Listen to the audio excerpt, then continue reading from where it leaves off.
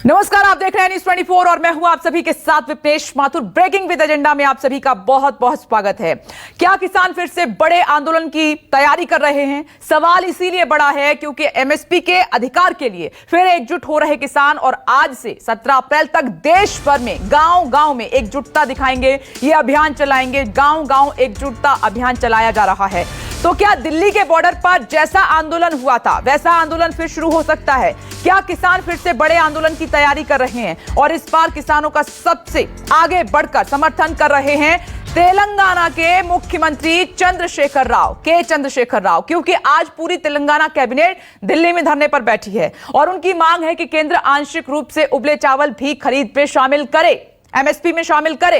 और इससे पहले चढ़ूनी गेहूं पर प्रति क्विंटल 500 रुपए बोनस और टोल टैक्स में छूट देने की मांग के लिए पूरे हरियाणा में धरना प्रदर्शन कर चुके हैं, सांकेतिक धरना दे चुके हैं। तो क्या फिर शुरू होने वाला है किसान आंदोलन? ये बड़ा सवाल है। इसी मुद्दे पर बड़े पैनल के साथ चर्चा करेंगे, किसानों के साथ दिल्ली से लेकर यूपी और जम्मू भी लिए चलेंगे विश्लेषण के लिए आपको। एमएसपी का और एक तुलनात्मक आंकड़ा, क्योंकि किसी भी सम्मेलन में, संवाददाता सम्मेलन में अगर हम बात करते हैं तो किसानों को एमएसपी की विषय के बारे में हम जरूर चर्चा करते हैं और सवाल पूछा भी जाता है। तो मैं सिर्फ इस पर एक छोटा सा आंकड़ा देना चाहूंगा कि जो हमारे पैडी का 2013 में जो एमएसपी था वो 43% बढ़ा है 2021-22 में, और गेहूं का 2013-14 में जो हमारा अनुपात था वो लगभग 41% बढ़ा है एमएसपी इस पूरे 7 साल में। ये सचमुच का एमएसपी में वृद्धि है जो पूरे भारतवर्ष के किसान के लिए लाभकारी बनता है। इसके साथ माननीय प्रधानमंत्री जी ने बहुत सारी ऐसी योजनाएं, और मुझे हमेशा ये लोगों से बात करके लगता था कि किसान कभी अमीर नहीं हो सकता, और ये चुनौती रहती है हर सरकार की, लेकिन हमारी सरकार ने, देश के प्रधानमंत्री ने इसको चुनौती स्वीकार किया है। और ये जो हमारा स्टेटमेंट है इसमें फर्क दिखना है। और लोग कई बार कहते हैं रूरल डिस्ट्रेस, तो मैं आपको दावे के साथ कहता हूं बिहार, मध्य प्रदेश, छत्तीसगढ़, राजस्थान, उत्तर प्रदेश, कुछ विकसित राज्यों में कुछ किसानों का मामला अलग हो सकता है, लेकिन जहां तक इन मध्य प्रदेश और इन बड़े प्रदेशों का सवाल है, दक्षिण में भी फार्मर डिस्ट्रेस का कोई स्वरूप नहीं है, और इसके लिए देश की सरकार ने एक बड़ा स्वरूप पैदा किया है। तो सरकार ये कहती है कि हमने बहुत कुछ किया है किसानों के लिए, एमएसपी में वृद्धि हुई है, तो किसानों को ये सब दिखाई क्यों नहीं दे रहा है? फिर देश में आवाजें क्यों उठ रही हैं?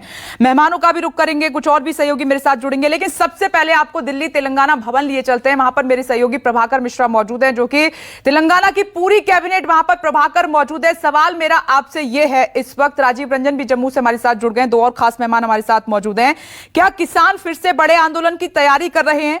सवाल इसलिए मैं पूछ रही हूं क्योंकि एमएसपी के अधिकार के लिए किसान एक बार फिर से एकजुट होने लगे हैं, और जो तस्वीर अभी देश देख रहा है वो तेलंगाना भवन की। वहां पर पूरी कैबिनेट पहली बार केंद्र सरकार के खिलाफ किसानों की मांग को लेकर पहुंची है कि जो उबला हुआ धान है वो भी एमएसपी में शामिल किया जाए। विपनेश, जिस तरह से सरकार के प्रतिनिधि कहते हैं कि किसानों के लिए बहुत कुछ किया जा चुका है और किसानों में डिस्ट्रेस नाम की कोई चीज़ नहीं है, लेकिन तस्वीरें कुछ अलग बयां करती हैं। जैसे कहते हैं ना कि तेरी फाइलों में मौसम गुलाबी है, लेकिन ज़मीन पर स्थिति कुछ अलग है। आज एमएसपी सप्ताह मनाया जा रहा है। देश भर में किसान नेता अपने किसानों को एमएसपी के बारे में जागरूक करने की कोशिश कर रहे हैं। आंदोलन जब चला था, उस आंदोलन को ख़त्म करने के लिए जो शर्त थी उसमें था कि एक कमेटी बनाई जाएगी और वो कमेटी एमएसपी पर विचार करेगी। वो कमेटी अब तक नहीं बनी है, उस पर भी कुछ गतिरोध है। लेकिन जो दूसरी तस्वीर, जो महत्वपूर्ण तस्वीर है जिसकी आपने चर्चा की, मेरे ठीक पीछे यहाँ तेलंगाना भवन है।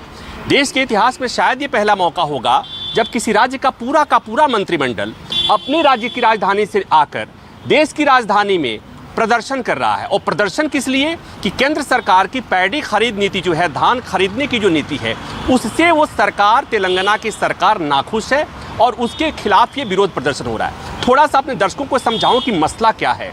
देश में कुछ राज्यों में धान की फसल 2 सीजन में होता है, यानी कि रबी का भी फसल होती है और खरीफ की भी फसल। यहाँ रबी के फसल को लेकर मसला ये है कि आंध्र प्रदेश, तेलंगाना में रबी के सीजन में भी धान की पैदावार होती है, लेकिन यहाँ दिक्कत है कि यहाँ धान से चावल बनाने के दौरान की जो प्रक्रिया है, इसमें जो नुकसान होता है कुटाई के दौरान, तो इससे बचने के लिए यहाँ पर धान को चावल बनाने के पहले उबाल दिया जाता है, जिसको सेल्हा चावल कहा जाता है।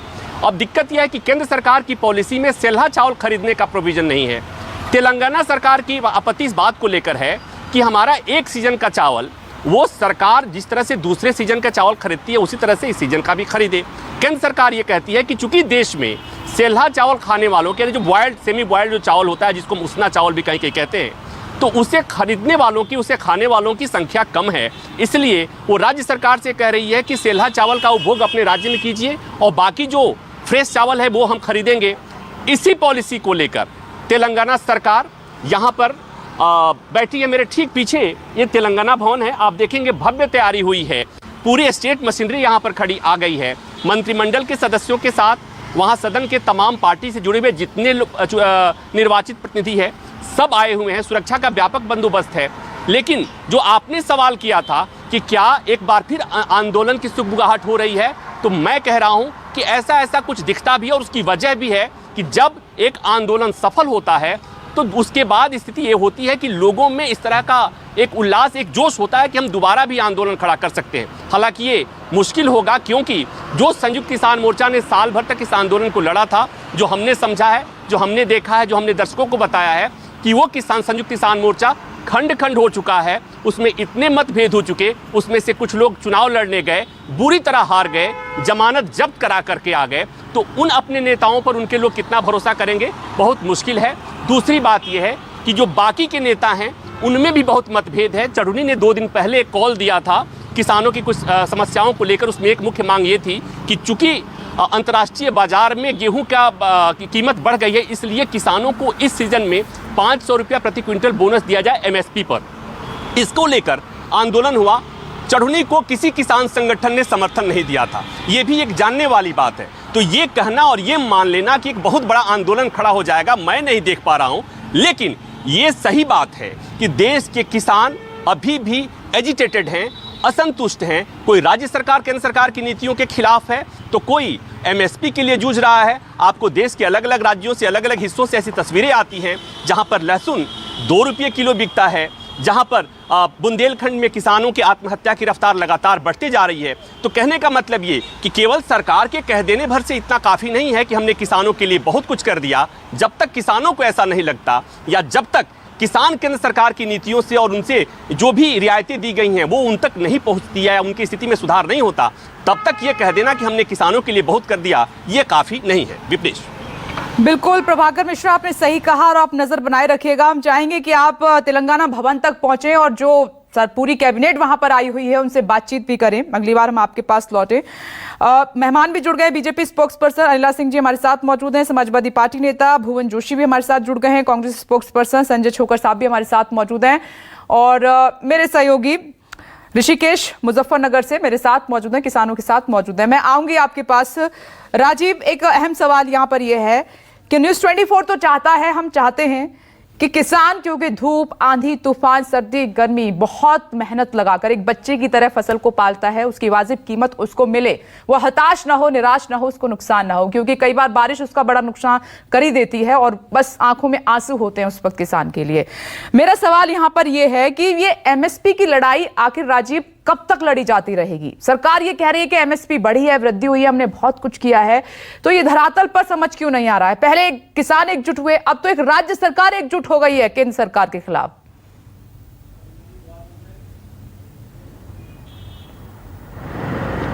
देखिए विपनेश, ये जो किसानों का मसला है, जो MSP का मसला है, जो फसलों की खरीद का मसला है, वो बहुत पेचीदा है।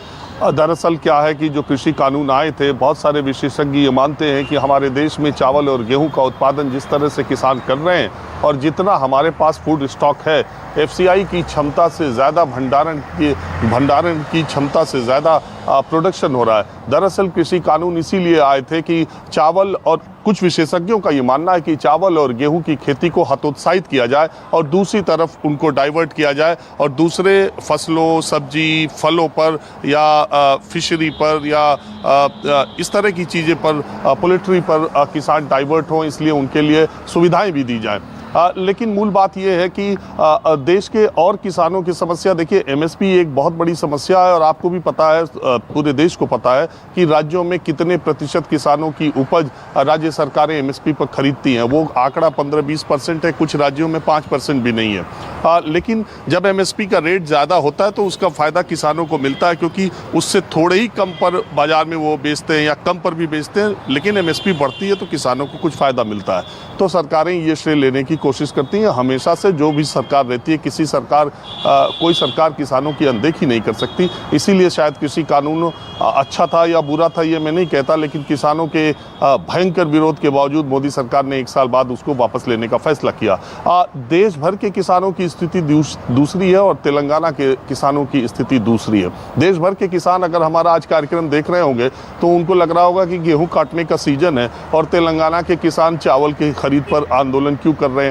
दरअसल जैसा प्रभाकर ने बताया कि 2 बार खरीफ और रबी दोनों में वहाँ चावल का उत्पादन होता है। रबी जो फसल है उसमें नवंबर से लेके अप्रैल तक, मतलब अब धान कटने का वक्त है और ये उसना चावल है। तेलंगाना एक ऐसा राज्य है जो करीब करीब रबी और खरीफ दोनों के चावल उत्पादन की मात्रा यही है। और तेलंगाना की प्रॉब्लम क्या है या तेलंगाना के किसानों का श्रम या उनकी तारीफ ये है कि पिछले 8-10 वर्षों में उन्होंने अपने चावल के उत्पादन को 4 गुना बढ़ा दिया है। सरकार की दिक्कत यह है कि उसना चावल का जो कंज्यूम करने वाले स्टेट्स हैं, एफसीआई ने इतना उसना चावल पहले ही प्रोक्योर कर लिया है जो 4 साल तक इन स्टेट्स को सप्लाई कर सकता है। जैसे हम कहते हैं कि पूरी दुनिया को हम 1 साल से ज़्यादा, पूरी दुनिया को, इस पृथ्वी पर रहने वाले हर इंसान को हम 1 साल से ज़्यादा गेहूं खिला सकते हैं, इतना हमारे पास है। तो इसलिए सरकारें नहीं चाहती हैं कि गेहूं और चावल का उतना उत्पादन हो, क्योंकि अब दूसरी तरफ खपत ज़्यादा बढ़ रही है। उस चीज़ की शॉर्टेज है, वो चीज़ें हमको दूसरी जगह से मंगानी पड़ती हैं। लेकिन चूँकि चावल का उत्पादन और गेहूं का उत्पादन देश के हर हिस्से में लंबे समय से किसानों की परंपरागत खेती रही है, उससे हटा के दूसरी तरफ ले जाना भी एक बहुत बड़ा चैलेंज है। तेलंगाना के 61 लाख किसान चावल का उत्पादन करते हैं और अगर यही रफ्तार रही तो वो देश के नंबर 1 चावल उत्पादकों के श्रेणी में आकर के खड़े हो जाएंगे। केंद्र सरकार की दिक्कत यह है, जैसा मैंने कहा, कि उसना चावल जो है वो लेने की उनकी लिमिटेशन है। एफसीआई इसी आधार पर, देखिए पूरे देश में जो किसानों की एमएसपी के आधार पर खरीद जो फसल होती है वो एफसीआई का राज्य सरकारों से एक समझौता होता है और राज्य सरकार अपने पब्लिक डिस्ट्रीब्यूशन सिस्टम के तहत उनको जितनी आवश्यकता होती है खरीदती है, उससे ज़्यादा की मात्रा केंद्र सरकार खरीदती है और उसको विभिन्न दूसरे राज्यों में सप्लाई करती है। वो चावल जो कि जिसकी खपत नहीं है, उस चावल को खरीदने के लिए केंद्र सरकार असमर्थता दिखाती रही है कि उसना चावल को हम, कच्चा चावल तो खरीदा जा सकता है, उसना चावल चूंकि इतना प्रोडक्शन हो रहा है तो उसकी जिम्मेदारी राज्य सरकार पर होती है। और इसीलिए तेलंगाना की सरकार केंद्र सरकार पर भेदभाव का आरोप लगा रही है कि जो चावल हमारे यहाँ उत्पादन होता रहता है वो किसान कहाँ पर जाएंगे, केंद्र सरकार को इसके लिए अलग से व्यवस्था करनी चाहिए। ये जो है ये कारण है, ये तो कारण है किसानों का। दूसरा कारण ये है कि तेलंगाना में मुझे लगता है कि अगले साल चुनाव होंगे। पिछले बार तेलंगाना का चुनाव थोड़ा पहले करा लिया था केसीआर ने, और वो तेलंगाना में पिछले चुनाव में अगर आपने देखा होगा लोकल बॉडीज़ में, तो भारतीय जनता पार्टी ने अप्रत्याशित रूप से बहुत अच्छा प्रदर्शन किया था। और अब चुनाव की 1 साल पहले से आपको पता है कि सरकारें, पार्टियां चुनाव की तैयारी करती है। बीजेपी तेलंगाना में एक पेनिट्रेशन कर रही है और मेजर पॉलिटिकल पार्टी के तौर पर सामने आ रही है। तेलंगाना की लड़ाई अगले विधानसभा चुनाव में भारतीय जनता पार्टी से होनी सुनिश्चित है। तेलंगाना के नेता केसीआर की इमेज ऐसी रहती है कि कभी तो वो भारतीय जनता पार्टी के साथ गलबहियाँ करते हैं, कभी वो विरोध करते हैं। तो एक मौका उनको ऐसा मिला है जो किसानों के बहुत नज़दीक है और इसी मौके पर वो धारदार लड़ाई बीजेपी से, एक राजनीतिक रूप से भी लड़ाई लड़ना चाहते हैं कि वो बीजेपी के किसान विरोधी नीतियों के खिलाफ है। आपको मालूम होगा 3 कृषि कानून जब आए थे तो विरोध करने में तेलंगाना के चीफ मिनिस्टर सबसे आगे रहे थे। आपको ये भी याद होगा वहाँ चावल उत्पादन के लिए इतनी बड़ी संख्या में बिहार और उत्तर प्रदेश के मजदूर जाते हैं वहाँ काम में। आपको ये भी याद होगा कि लॉकडाउन के दौरान केसीआर ने एक स्पेशल ट्रेन भेजी थी जिससे बिहार के मजदूरों को बुलवाने का काम किया था। मूल बात यह है कि इतना रिकॉर्ड उत्पादन तेलंगाना के किसान कर रहे हैं, ऐसी स्थिति में जो उनको एमएसपी मिलना चाहिए उस एमएसपी पर उतना चावल शायद मुझे नहीं लगता कि राज्य सरकार और केंद्र सरकार खरीदने में सक्षम हो पाएंगी। लेकिन ये जरूर है कि इसको लेकर के सियासत होगी और ये जरूर है कि इस सियासत में किसान ही पिसेगा। जो उत्पादन हुआ है एमएसपी के दर पर वो सारे उतना चावल खरीद लिए जाएं, मुझे तो ये मुमकिन नहीं लगता। बाकी केंद्र सरकार ने भी कह दिया है कि केंद्र सरकार के मंत्री ने सीधे तौर पर कह दिया कि टीआरएस जो बात कह रही है वो किसानों को सिर्फ भड़काने का काम हो रहा है। टीआरएस ये कह रही है कि केंद्र सरकार ने जानबूझकर तेलंगाना के किसानों के साथ सौतेला व्यवहार किया है। कुल मसला ये सही कहा राजीव। और सीएम के चंद्रशेखर राव ये भी जानते हैं कि 1.5 साल तक किसानों का आंदोलन चला और झुकना पड़ा केंद्र सरकार को। उनके जहन में ये बात जरूर होगी। मुजफ्फरनगर का हम रुख करेंगे, लेकिन उससे पहले अभिमन्यु कुहार का रुख कर लेते हैं। राष्ट्रीय किसान मजदूर महासंघ से हमारे साथ मौजूद हैं, अपना पक्ष मजबूती के साथ रखते हैं पूरे किसान आंदोलन के साथ। न्यूज़ 24 पर एक बार फिर से अभिमन्यु, मेरा सवाल आपसे ये है, सरकार मान गई, उन्होंने कृषि कानून वापस ले लिए और अब सरकार का यह कहना है कि हम हर तरीके से किसानों का ख्याल रख रहे हैं, एमएसपी में वृद्धि भी की है, उनको फायदा भी पहुंचा रहे हैं, तो फिर ये जो एकजुट होने की कोशिश की जा रही है एमएसपी पे फिर इसका क्या मतलब है? अभिमन्यु, देखिए, मैं 2-3 बातें पॉइंट आउट करना चाहता हूं। सबसे पहली बात ये कि 9 दिसंबर को जो कृषि मंत्रालय की तरफ से हमें चिट्ठी मिली थी जिसमें कृषि मंत्रालय के सेक्रेटरी ने लिखा था कि भाई एक एमएसपी पर कमेटी बनाई जाएगी, लेकिन लगभग 3-4 महीने हो चुके हैं, अब तक वो कमेटी नहीं बनाई गई। लगभग 15 दिन पहले हमसे 3-4 नाम मांगे गए मौखिक तौर पे, लेकिन जब हमने उस कमेटी के टर्म्स एंड कंडीशन जानने की कोशिश की, उसका मैंडेट क्या होगा, उसका टाइम फ्रेम क्या होगा, उसका चेयरमैन कौन होगा, ये सब जानने का प्रयास किया तो अब तक कोई जवाब लिखित में नहीं आया है। तो सरकार एमएसपी के लिए गंभीर नहीं है। दूसरी बात जो आदरणीय राजीव जी कह रहे थे, एक वरिष्ठ सरकार है कि भाई सरकार चाहती है कि गेहूं और धान की प्रोडक्शन कम। देखिए, यदि सरकार सच में चाहती है कि गेहूं और धान की प्रोडक्शन कम की जाए और दूसरे फसलों की प्रोडक्शन की जाए तो अन्य फसलों की भी एमएसपी पे प्रोक्योरमेंट करनी होगी।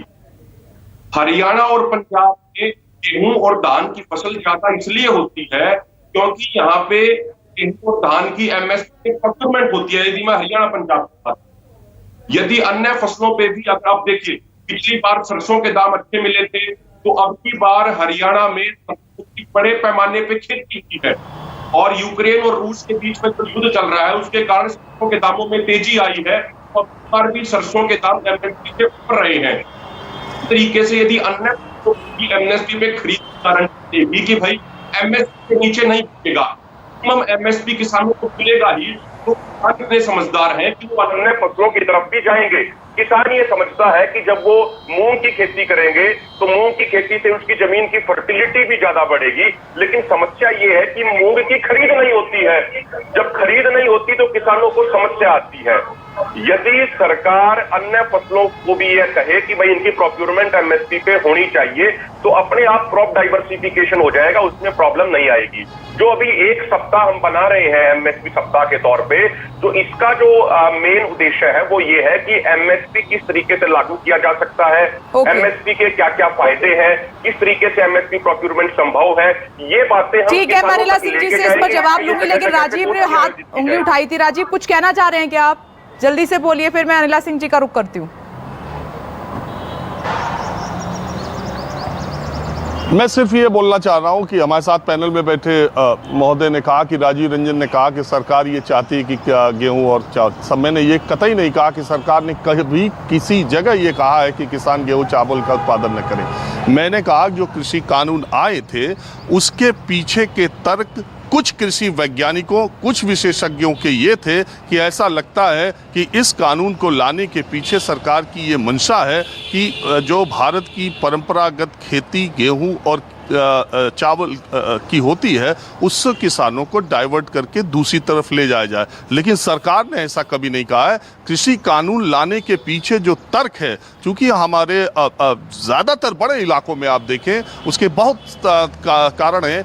पंजाब और किसान की जो पंजाब और हरियाणा के किसानों की जो MSP पर खरीद की बात होती है तो वो हरित क्रांति से मामला जुड़ता है, और वो मामला हरियाणा और पंजाब में किसानों को जो पानी पर और बिजली पर सब्सिडी दी जाती है उससे उनका जो पर क्विंटल उत्पादन है वो देश के दूसरे इलाकों से थोड़ा कम बैठता है, और एक परंपरागत तौर पर वहाँ किसानों की फसल को खरीदने की एक परंपरा सी रही है। वो एक कानून की तरह ही हो गया है कि हरियाणा और पंजाब के किसान ट्रॉली में भरते हैं और ज़्यादातर संख्या में MSP पर बेच देते हैं। अब मैंने ये कहा कि देश के ज़्यादातर हिस्सों में 10-15% से ज़्यादा MSP पे हरियाणा और पंजाब इस मामले में अलग है। इसीलिए कृषि आंदोलन का विरोध जो करने, कृषि कानून का विरोध करने वाले वो 2 स्टेट ज़्यादा थे। बाकी स्टेट्स के किसानों को तो पता ही नहीं था कि MSP पर इस कदर खरीद होती भी है और उनका कभी बिक भी सकता है। वो तो बिचौलियों के जाल में अभी भी फंसे हुए थे, तब भी फंसे हुए हैं। मेरा सिर्फ ये कहना था, कृषि वैज्ञानिकों का,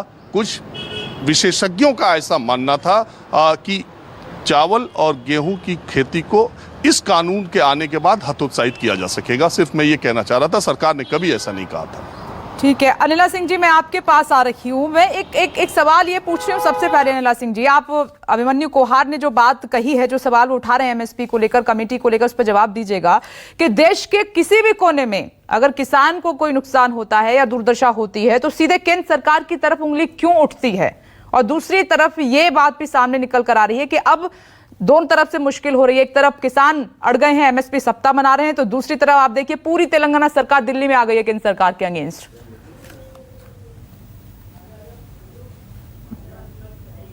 अनिला सिंह जी,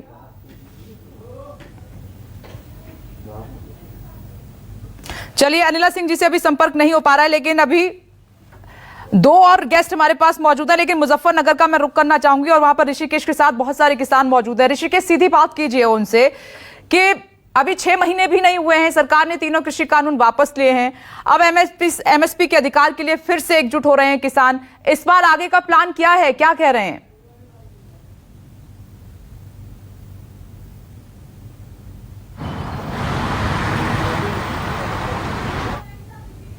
तो सरकार ऋषिकेश, ने कहा कि MSP पर वो खरीदी करेगी। अब क्या स्थिति है? चुनाव बीत गया है, गन्ना और गेहूं को लेकर के। गन्ना और गेहूं को लेकर के स्थिति यो है कि अभी तो गेहूं हमारे कटने लग रहे हैं। जब महामंडी में लाइन लगेगी, जब देखी जाएगी, क्योंकि खरीद तो ना करनी नहीं है।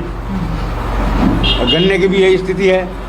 हाँ, अब तुम देखो अप्रैल का महीना चल रहा और अभी कम से कम 2/3 फसल खेतों में खड़ी, तो कब खरीद देंगे हमारा? ये बोलेंगे जी। गन्ना जू का तू खेतों में खड़ा है, गेहूं काटने वाला नहीं है। MSP के बारे में भी जब सोचा जाए कट तो जा, हमारा तो कोई काटने वाला ही नहीं है। ये जो फ्री का राशन है, फ्री के राशन से कोई खेत में जाने को तैयार नहीं है मजदूर तबका। जी, क्या है सर, ये MSP को लेकर जो आंदोलन की बात हो रही है जी, तेलंगाना को लेकर के आप लोगों का क्या रुख है? किस तरीके से आगे आप लोग बढ़ेंगे? गन्ना का पेमेंट, गेहूं का? भाई साहब, आंदोलन तो करना ही पड़ेगा देश में। किसानों की बिरादरी तो बर्बाद होने का कगार पर खड़ी। 25 रुपये का अंडे पर बढ़ा के ये उसकी जगह इन्होंने हर चीज़ महंगी कर दी। रोज तेल देख लो, तेल कहाँ जा रहा। बिजली के बिलों पर 2 महीने छूट दे गए सरकार ने चुनाव में जाने खातर। कल बिजली के बिल भी अपना पुराने रेट पर। क्या रूपरेखा है सर इस बार, खास करके MSP को लेकर के, किसानों को लेकर के, गन्ना को लेकर के? भाई MSP है ठीक, अगर कानून बन जाए इसके उसमें तो कानून जैसी तो बात नहीं है, तो उससे ही किसानों का फायदा। अब ये 1 महीना खरीद देंगे। अब पहले तो अभी कटे ही नहीं, गेहूँ काटने वाला ही कोई नहीं है। छोटा किसान है, जहाँ हम बैठे हैं यहाँ ज़्यादातर जो है नु समझो 1 एकड़ या 1.5 एकड़ का किसान ज़्यादा है। वो मशीन से तो कटवा नहीं सकता, ना उसका इतना हिसाब की वो मशीन से कटवा सके। और मजदूर मिल नहीं रहा, क्योंकि मजदूरों को महीने में 2 बार जो है फ्री का राशन मिल रहा। तो अब जब ये अभी कटने के ही नहीं, तो अभी हम MSP और केंद्र के बारे में क्या बता दें? जब वहाँ तक क्या बताते हैं, जब वहाँ तक जो है मंडियों को लेकर क्या स्थिति है? क्या सरकार की तरफ से कोई है कि 2000 रुपया MSP पर क्विंटल दे रहा है गेहूं को लेकर के, गन्ना के पेमेंट को लेकर के? चुनाव था तो सरकार ने कहा कि चुनाव के बाद हम चीज़ों को ठीक करेंगे। बताइए। महंगाई तो बढ़ा दी, क्या ठीक करेंगे? किसान क्या कर लगा? तेल कितना महंगा कर दिया, हर हफ्ते पानी चलाना पड़ा 12 से, रजवाया वो नहीं आ रहा, बिजली के कनेक्शन वो बंद कर दिया उन्होंने। अच्छा देखिए, बताइए सर, क्या है एमएसपी को लेकर के, किस तरीके से आप लोग आगे बढ़ रहे हैं? नहीं, देखिए, एमएसपी का विषय देश में एक पुराना लंबा सवाल है। एमएसपी का विषय ये है कि एमएसपी कोई एक्ट नहीं है, एमएसपी एक प्रशासनिक आदेश है और वो लागू हो सबके ऊपर, ऐसा उसमें कोई प्रोविजन नहीं है। जब देश में खाद्यान्न की कमी थी तो तब इसको लाया गया था, तो उस समय जो है एमएसपी से भी ऊपर बाजार में रेट मिलता था। आज देश में स्थिति दूसरी है, हरित क्रांति आई, तमाम चीज़ें, नई वैरायटी आई, तो आज प्रोडक्शन देश में काफ़ी है। जब चुनाव जब था तो सरकार ने कहा कि हम एमएसपी पर खरीद रहे हैं, रिकॉर्ड तौर पर उत्तर प्रदेश की सरकार ने कहा, आप लोगों ने फिर आंदोलन स्थगित किया, अब फिर दोबारा आंदोलन की राह पर तेलंगाना के किसान आंदोलन कर रहे हैं, कहीं धान खरीदी को लेकर, कहीं गेहूं को लेकर, कहीं गन्ना को लेकर। अब आगे का रास्ता क्या है आंदोलन को? अब चुनाव भी खत्म हो गए हैं, एमएसपी पर भी सरकार ढिढोरा पीट रही है। नहीं, एमएसपी पे देश में ये तो डाटा है सरकार का कि 6% फसल की खरीद होती है और विशेष रूप से 2 फसलें खरीदी जाती हैं, गेहूं और धान। इसके अलावा तो खरीद ही नहीं होती, तो 6% खरीद में कितने देश का किसान का भला होगा? एमएसपी देश में कानून हो और वो प्राइवेट और सरकार तो बाध्य है, अगर एफसीआई खरीदता है या कोऑपरेटिव कोई भी खरीदता है वो एमएसपी पे ही खरीदते हैं, लेकिन अगर कोई प्राइवेट खरीदता है तो उस पर एमएसपी लागू नहीं होता। अब देश में एक ऐसी व्यवस्था की आवश्यकता है कि एमएसपी कानून बने, उससे नीचे अगर कोई खरीद करता है तो उसमें सजा का प्रावधान हो तो ही कुछ बचाया जा सकता है। एमएसपी कोई लाभकारी मूल्य नहीं है। ठीक है, हमने मांग सुन ली है। ऋषिकेश में लौटूंगी क्योंकि मेहमान भी मेरे साथ मौजूद है। अनिला सिंह जी से मैं सीधा जवाब लेती हूँ, वो भी सुन रही हैं किसानों को। और यहाँ पर मेरे साथ एक और मेहमान अभिमन्यु कोहार जुड़े हुए हैं, उन्होंने जो एमएसपी गारंटी को लेकर, कमेटी को लेकर सवाल उठाए, मैं चाहूंगी इस पर भी जवाब आप दें। अनिला सिंह जी, सवाल मेरा सीधे है कि आप लगातार ये कह रहे हैं कि हम किसानों के लिए बहुत कुछ कर रहे हैं, नीतियां बना रहे हैं, एमएसपी में वृद्धि है, लेकिन किसान संतुष्ट तो नहीं है। आप देखिए, एमएसपी गारंटी सप्ताह अब अभियान शुरू कर दिया किसानों ने। इधर कोहार कह रहे हैं कि ना कमेटी का पता है, चीफ कौन होगा उसका भी नहीं पता। जो मतलब जो केंद्र सरकार ने बातें की उस पर कुछ अमल नहीं हो रहा है, जो वादे किए हैं। अब तो दिल्ली में भी तेलंगाना सरकार पहुंच गई है, 2 तरफ से मुश्किलें हो रही हैं आपके लिए। मेरी सबको राम राम।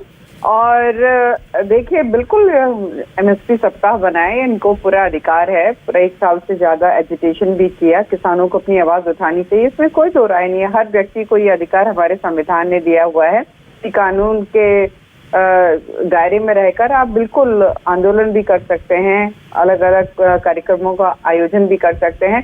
परंतु नरेंद्र मोदी जी की सरकार ने 2014 से लेके अब तक जितना कार्य किसानों के लिए किया है, मैं पूरा चुनौती देती हूँ, आप बता दें उससे पहले किसी भी सरकार ने मैं ये कहूंगी कि इतना काम नहीं किया होगा। एमएसपी की बात हो रही है, अगर हम एमएसपी में रिटर्न ओवर कॉस्ट अगर देखें तो जो अपना गेहूं है ऑलमोस्ट 100% रिटर्न ओवर कॉस्ट आ रही है, जो जौ है उस पर 60% आ रही है, चने पे 74% आ रही है और इस सरसों पे 100% आ रही है। तो ऐसा नहीं है। और अभी पीछे 2 दिन पहले की खबर भी थी कि बहुत सारे किसानों ने अपना जो अनाज है, जो अपना गेहूं जो है वो प्राइवेट मंडियों में बेचा और उनको एमएसपी से ज्यादा उसकी कीमत मिली है और वो बेहद खुश है इस चीज को लेकर। तो सरकार जो है, चाहे वो छोटा किसान है उसकी मदद की अगर आप बात कर लें किसान सम्मान निधि के रूप में, चाहे वो आप एग्रीकल्चरल इंफ्रास्ट्रक्चर में इन्वेस्टमेंट की अगर बात कर लें, चाहे वो आप खाद की बात कर लें, चाहे आप किसान फसल बीमा योजना की बात कर लें, ऐसा कौन सा कदम सरकार ने नहीं उठाया है जिससे कि किसान जो है वो ताकतवर हो। सिंचाई योजना देख लीजिए, सिंचाई योजना में इतना सारा काम किया गया है। मैं उत्तर प्रदेश से आती हूँ, ऐसी परियोजनाएं जो सालों से बंद पड़ी हुई थी उनको शुरुआत की, बुंदेलखंड में खासतौर से मैं बात करूंगी इस चीज को लेके, और जिसकी वजह से सिंचाई बढ़ी है उसकी वजह से प्रोडक्शन भी खूब बढ़ा है और रिकॉर्ड अब तो जो एक्सपोर्ट हो रहा है, एग्रीकल्चर एक्सपोर्ट जो हो रहा है। अनिला सिंह जी, आपने अभिमन्यु कोहार की बात नहीं सुनी। ये लंबी लड़ाई 1.5 साल तक किस लिए थी? एमएसपी को कानूनी अमली जामा पहनाने को लेकर थी। आपने माफी के साथ 3 कृषि कानून वापस भी ले लिए। आपने वादे भी किए किसानों से कि कमेटी बनाई जाएगी, इस पर विचार होगा, कौन मुखिया होगा, ये सब बातें समय समय पर बताई जाएंगी। लेकिन वही किसान कह रहे हैं कि इस बारे में कुछ नहीं पता। वो कह रहे हैं 23 फसलें क्यों, सभी पर एमएसपी मिलनी चाहिए, एमएसपी से कम पर खरीदारी ना की जाए। ये तमाम सवाल, इसके जवाब सीधे आपको मुझे लगता है कि देने चाहिए। मैं आ रही हूं आपके पास। दो और मेहमान इस वक्त हमारे साथ मौजूद हैं, सीधे उनका भी रुख कर लेते हैं। और भुवन जोशी जी, आपके पास आ रही हूं। अब एक बार फिर से बीजेपी कह रही है कि विपक्ष की तो आदत है मतलब आग में घी डालने की। अब किसान फिर से हैं, वो फिर से उकसाने की कोशिश करेंगे। उनके पास कोई मुद्दा तो होता नहीं है बड़ा।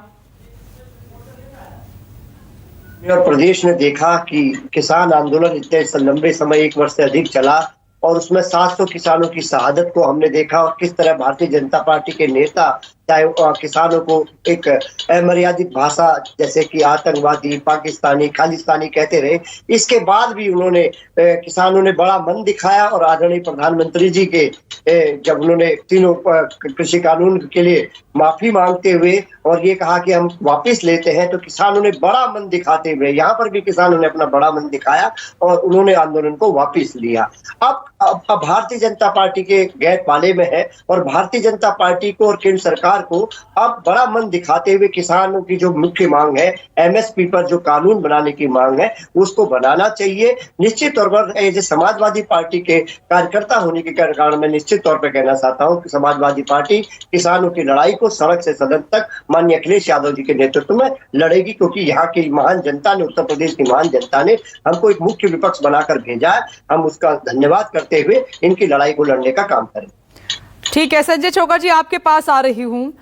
जब अभी आप अनिला सिंह जी को सुन रहे थे कि जब फायदा हो रहा है किसानों को और पहले से एमएसपी में वृद्धि की है, तो फिर दिक्कत किस बात की है? पैसा तो मिल ही रहा है ना फसल का ज्यादा।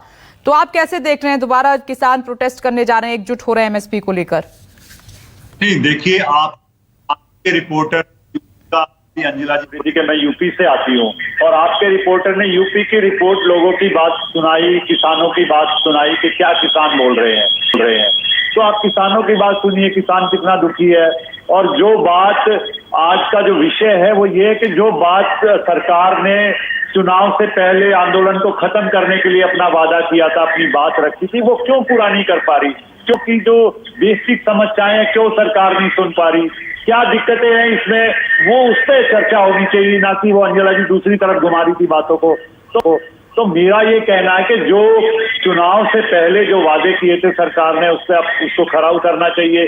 एमएसपी पे बिल बनाना चाहिए। अभी तक आप देखिए चुनाव को भी समय चला गया और उसके बाद कोई आज तक कमेटी नहीं बनी, कोई चर्चा नहीं हुई, कोई तो आखिर मुझे लगता है जिस तरीके से आज किसानों ने फिर से रिव्यू मीटिंग या अगला ये पूरा हफ्ता मनाने की बात करी है, ये बहुत ही किसानों के लिए एक बड़ी मुश्किल समय है।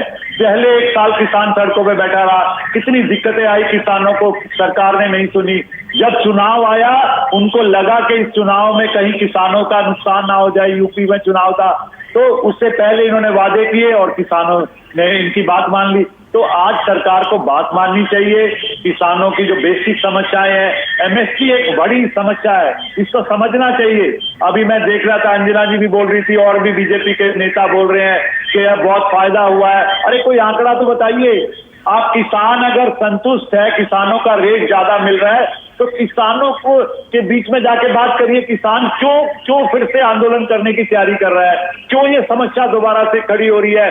और अगर ये दोबारा से खड़ी होती है तो पूरे देश में इसका फिर से दिक्कतें आएगी। देखिए पहले 1 साल सारे रास्ते जाम रहे, सारे रोड जाम रहे, पूरी तरीके से दिल्ली को घेरा गया था, कितनी समस्याएं लोगों पे। तो मुझे लगता है सरकार, ठीक है, मैं जल्दी से क्विक रिएक्शन ले लेती हूँ, फिर उसके बाद प्रभाकर मिश्रा जल्दी से आते हो। नीला सिंह जी, इस पर जवाब दीजिए ना, आंकड़ा पेश कीजिए, कितनी फसलों पर वृद्धि की है, कितने किसानों को फायदा पहुंचा है, और फिर आप जाइए ना किसानों के बीच में, उनको समझाइए।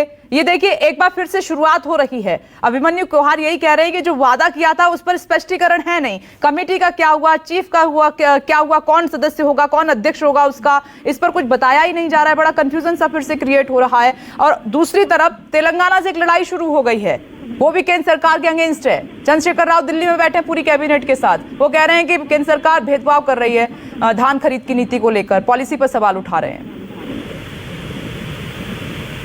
सवाल उठाए, उनको अपनी राजनीति करनी है तो वो किसानों को एक हथियार बना के राजनीति करना चाहते हैं, परंतु तेलंगाना का जो किसान है वो अच्छी तरीके से समझते हैं और इस बात को कि नरेंद्र मोदी जी ने प्रधानमंत्री के रूप में जितनी भी योजनाएं वो लेकर आए हैं वो किसानों के हित में लेकर आए हैं। अभी संजय छोकर जी जो बोल रहे थे कि भाई आंकड़ों पे बात करिए, साहब आंकड़ों पे बात कर लेते हैं। 2009 से लेकर 2014 में जो आप लोगों ने बजट में जो एग्रीकल्चर बजट है उसमें कितना मामूली सा एक इजाफा किया था इस बीच में 9 से लेकर 14 8.5%। पर अगर आप 2014 से लेकर 2019 में आप देख लेंगे तो हम लोगों ने तकरीबन जो है 38% का इजाफा किया। ठीक है, आप कोविड-19 जो महामारी है उस दौरान भी अगर आप देखते हैं तो जो एग्रीकल्चर एक्सपोर्ट है वो $50.21 बिलियन तक पहुंच गया, यानी कि ऑलमोस्ट 20% का उसमें इजाफा हुआ। ऐसे ही हो गया है, आज हम बहुत सारे प्रोडक्शन में, एग्रीकल्चर प्रोडक्शन में वर्ल्ड में नंबर 1 है। क्या इसी तरीके से हो गया है क्या? और ये 2021 जो फाइनेंशियल ईयर है उसमें जो चावल है उसका जो एक्सपोर्ट है वो $9,654 मिलियन के साथ जो है वो शीर्ष विदेशी मुद्रा अर्जित करने वाला था, जो पिछले वित्त वर्ष की तुलना में ऑलमोस्ट 9.35% बढ़कर $8,829 मिलियन पहुंच गया है। मेरे सामने आंकड़े रखे हैं, मैं आंकड़ों पर ही बात कर सकती हूँ, बड़े आराम से बात कर सकती हूँ। एमएसपी का यदि तुलनात्मक अध्ययन करें तो 2013 में देश के धान का जो एमएसपी था वो 2021-22 में लगभग 43% बढ़ गया है। तो कांग्रेस तो किसी आधार पर नहीं बोल सकती है। स्वामीनाथन की जो कमीशन थी तो 10 साल उस पर बैठे रहे, परंतु नरेंद्र मोदी जी ऐसे हैं कि आते ही उन्होंने वो कदम उठाए जिससे कि किसान सशक्त हो। ये लोग कदम बता सकते हैं इन लोगों ने क्या किया? नहीं, अभिमन्यु कुमार, आप संतुष्ट हैं अनिला सिंह के जवाब से? जो अनिला सिंह जी कह रही हैं, संतुष्ट हैं आप? प्रभाकर, आ रही हूँ आपके पास। छोटी तीन बातें कहना चाहता हूँ। पहली बात तो ये, अनिला जी, 2015 में आपकी सरकार ने सुप्रीम कोर्ट में एफिडेविट दिया था कि आप स्वामीनाथन आयोग के C2+50% फार्मूले को लागू नहीं कर सकते हैं। ये आपकी सरकार का एफिडेविट है। दूसरी बात है, मैं छोटी 2 बातें और कहना चाहता हूँ।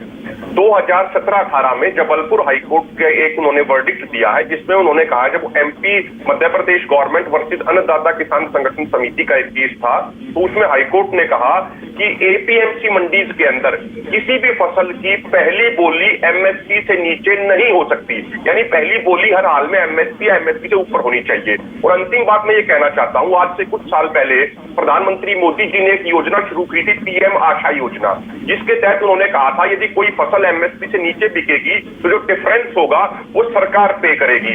लेकिन पहले उसके लिए आवंटित किए गए 1500 करोड़ रुपया और अब की बार बजट में वो घटा के 1 करोड़ कर दिया। और हरियाणा के अंदर भी सरकार ने कहा कि भाई बाजरे पे वो प्रति क्विंटल 600 रुपया देंगे किसानों को, क्योंकि MSP से नीचे बाजरा बिक रहा था। लेकिन 35 से 40% किसानों के साथ इन्होंने क्या किया कि जब वो पैसे देने का समय आया तो उनको मैसेज भेज दिए कि जब हमने आपका सत्यापन कराया तो पता लगा कि आपके खेत में बाजरा नहीं था, आपके खेत में तो धान था, आपके खेत में तो कोई और फसल थी। अरे भाई, जब उसकी रजिस्ट्रेशन बाजरा की हो रखी थी तो आपने उसको 600 रुपया प्रति क्विंटल क्यों नहीं दिए? आप वो सारे का सारा पैसा हजम कर गए। 35 से 40% किसानों को ऐसे मैसेज मिले हैं विप्लेश जी। प्रभाकर मिश्रा, आप सुन ही रहे हैं, मेहमानों को भी सुन रहे हैं, मन्यु कोहार भी अपनी बात रख रहे हैं। दरअसल जो बात है जो हम आज दिखा रहे हैं कि दिल्ली में कैबिनेट तेलंगाना की क्यों बैठी है पूरी की पूरी, इस पर बात खुलकर नहीं हो रही है। सरकार सिर्फ इस बात पर अड़ी हुई है कि हम फायदा पहुंचा रहे हैं, MSP में वृद्धि हो रही है, जितना बेस्ट हम खरीदारी कर सकते हैं फसलों की वो कर रहे हैं। अब जब राजनीति शब्द का इस्तेमाल हो जाता है तो अंजाम क्या होता है, प्रभाकर आपसे बेहतर कौन समझ सकता है? विपनेश, राजनीति तो हो रही है और ये राजनीति अगर किसानों के हक में हो रही है तो अच्छी बात है। जब किसान आंदोलन चल रहा था तो उस दौरान दबाव में सही सरकार ने किसानों के हक में कुछ ऐलान किया था। अब बड़ी बात यह है कि क्या उतना काफ़ी है? तो अभी तक किसानों के तरफ से संतुष्टि नहीं है। और ये जो तस्वीर हम अपने पीछे दिखा रहे हैं कि ये तेलंगाना भवन में जो मीटिंग हो रही है इसमें सियासत तो है, लेकिन अगर 61 लाख किसानों के खेती पर असर पड़ने वाला है, जीवन पर असर पड़ने वाला है, वो इसलिए कि उसना चावल की खरीदारी केंद्र सरकार नहीं करेगी तेलंगाना से, तो वो पैदावार का क्या होगा? तो इसी के लिए उस MSP कमेटी के गठन की जरूरत थी जिसकी मांग किसान कर रहे थे। और जब किसान आंदोलन खत्म हुआ था तो उस समय इसी वादे के साथ आंदोलन खत्म हुआ था कि एक कमेटी का गठन होगा, लेकिन 6 महीना के आसपास होने जा रहे हैं, उस कमेटी पर आगे बात नहीं बढ़ी। तो मेरा सवाल बस इतना सा है कि अगर एक जो छोटी समस्याएं, जिसे केंद्र सरकार कह रही है कि छोटी समस्याएं हैं, केंद्र सरकार कह रही है कि हम इतना कर रहे हैं, तो एक कमेटी का गठन कर लीजिए और कहां-कहां क्या समस्याएं हैं, लड़ाई तो कौन यहीं पर जरूरी है चीजें हैं प्रभाकर जिसको मिश्रा, एड्रेस जो करने की आपने जरूरत कहा है। यही किसान कह रहे हैं कि कमेटी का गठन कर लीजिए, सारी लड़ाई आकर कमेटी पर ही तो रुक जाती है। आप सभी का बहुत बहुत शुक्रिया ब्रेकिंग विद एजेंडा की इस बहस में शामिल होने के लिए। अब एक तरफ देश का किसान एकजुट हो रहा है, ऊपर दूसरी तरफ तेलंगाना कैबिनेट दिल्ली में बैठी है। अब देखते हैं कि केंद्र सरकार कुछ कहती है जल्दी या फिर पहले की तरह फिर से देरी होगी, क्या अंजाम होगा उस पर हमारी नजर। एक छोटा सा ब्रेक फौरन लौट रहे हैं।